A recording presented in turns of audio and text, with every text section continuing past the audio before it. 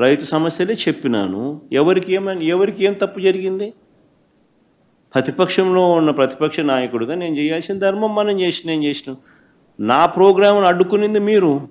ఎందుకు అడ్డుకున్నారు?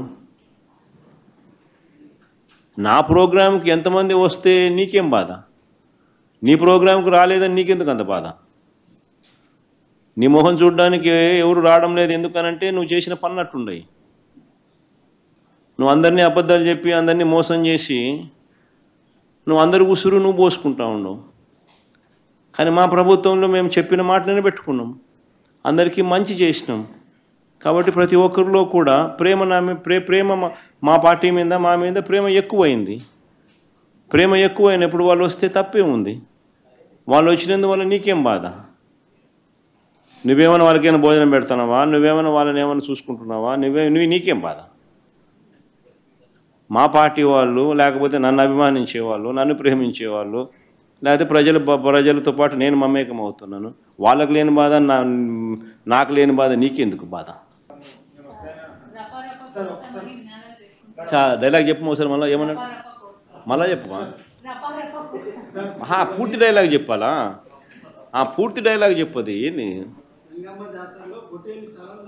మళ్ళీ కొంచెం మైక్ తీసుకొని చెప్పు, బాగా వినపడుతుంది నాకు. ఏం జాతరలో? మళ్ళీ చెప్పు. గంగమ్మ జాతరలో పొట్టేళ్ళ తలకాయలు కోసినట్టు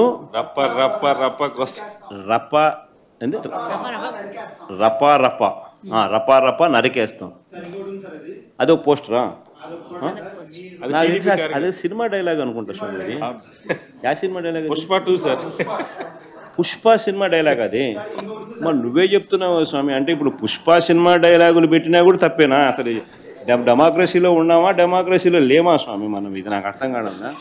అంటే పుష్ప సినిమా డైలాగులు పెట్టినా తప్పే, పుష్ప ఫోటోలు పెట్టినా తప్పే, గడ్డ మిట్టనే తప్పే, గడ్డ మిట్టనే తప్పే.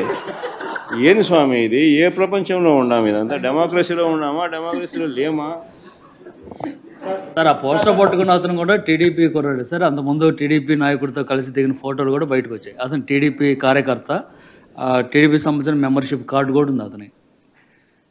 కానీ అతను మీ పార్టీకి సంబంధించిన వ్యక్తిగా ఆ మనిషికి టీడీపీతో ఇంతకుముందు గతంలో తిరిగిన ఫోటోలు కూడా ఉన్నాయా? మెంబర్షిప్ కూడా ఉంది సార్. మెంబర్షిప్ కూడా ఉంది సార్. ఆ టీడీపీ సభ్యుడు కూడా మెంబర్షిప్ కూడా ఉన్నాడా? అంటే దాని అర్థం వీళ్ళే పెట్టించినారా? పెదకూరపాడు నియోజకవర్గం సార్. ఓ టీడీపీ సభ్యత్వం కూడా ఉందా మరి? మనది బాగా చూడండి అబ్బా. అయితే సభ్యత్వం కూడా ఉందంట. మళ్ళీ ఏదైతేనేమి పాపం మనం అయినా కానీ ఏదో మారినాడు అనుకుందాంలే, సంతోషపడదాం. సార్, ఇందాక మీరు ఒక జీవో ఎక్స్ప్లెయిన్ చేశారు.